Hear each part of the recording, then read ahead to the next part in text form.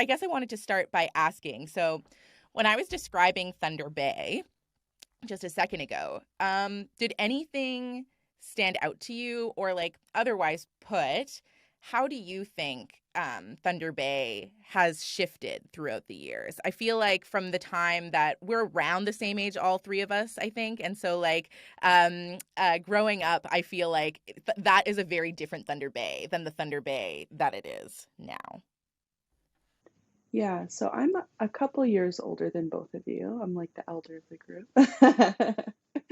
Um, and yeah, so one thing that stood out to me when you were speaking, Riley, was that sense of like being heartbroken over and over again. And sorry if I cry, but that's just like how it is. Yeah, it's just like constantly like you're in this constant state of grieving. And I feel like um, even if you aren't visibly native, it's like you see your kin constantly like in precarious situations and grieving and that sense of like collective grief that I feel like um, non-indigenous people in our city and in I guess more broadly in our country don't understand that constant state of grief and how we still manage to find joy and still manage to create beautiful things like throughout this grief. And so yeah, that's what really stood out to me. Mm, yeah, and you're right, I think, to call it like a never ending grief, in that like you, because I mean, as much as there's been increased attention, I am skeptical of how much actual change has happened in the city.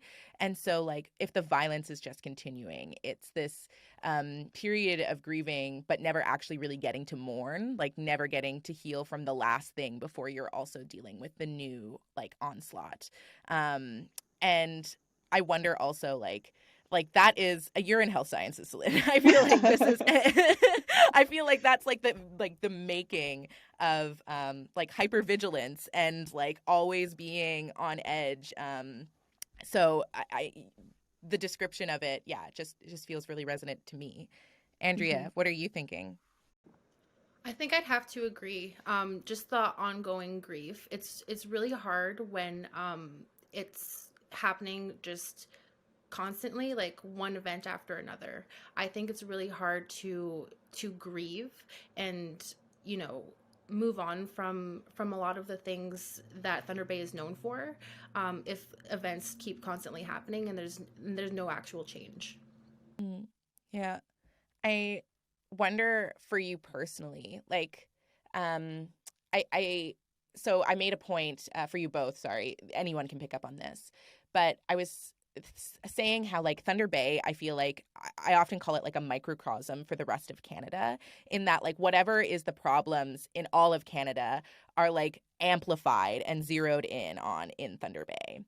And one of those things that I think is a problem with Canada, like writ large, is the way that in like, since maybe, I don't know, 2015, 2007, maybe some could argue, like conversations about Indigenous affairs has like increased exponentially, taken up way more space in public discourse. Um, but, and that's kind of the end of it, right? Like we'll do like Thunder Bay, or Canada and Thunder Bay is really good at like recognition. So like they'll say, like we could have like a wake the giant saying that we want to be supportive. And like all of those things, which aren't in and of themselves inherently bad, except for the fact that like I think what is actually the problem in Thunder Bay is like a deep structural issue that those things don't meaningfully address.